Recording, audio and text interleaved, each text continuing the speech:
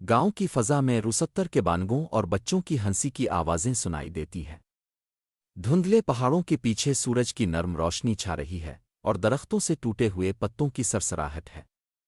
जंगल के किनारे पर दरख्तों के सायों में अचानक दो सुनहरी आंखों का मंजर दिखाई देता है। आर्या नर्म हाथों से रोटी का टुकड़ा पेश करती है और कदी की सुनहरी आंखों में एतमाद की झलक दिखाई देती है।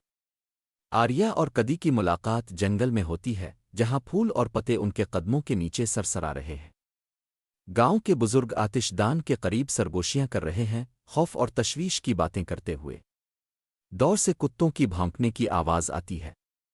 आर्या गले में फंस जाती है और उसकी आवाज़ में खौफ का असर होता है। फिर अचानक कदी की गहरी आवाज़ सुनाई देती है, जो आर्या को बचाने के लिए दौड़ रहा होता है। रात के आसमान पर सितारों की चमक है और आर्या और कदी के करीब आग की चमक दिखाई देती है। गांव में एक शिकारी आता है, इसकी नज़र तेज और बदन में कुछ कशिश है। आर्या अपने कमरे में तेजी से सामान तैयार कर रही है। कदी आर्या के करीब इंतजार कर रहा है और दोनों की नज़रें एक दूसरे की समत देख रही है।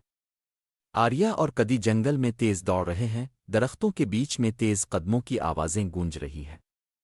उनकी सांसें तेज हो रही हैं और माहौल में एक शदीद मुहिमजोई का एहसास है।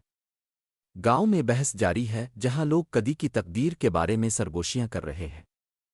कदी की मौजूदगी दरख्तों के साए में खामोश रहती है। आर्या बच्चों को जंगल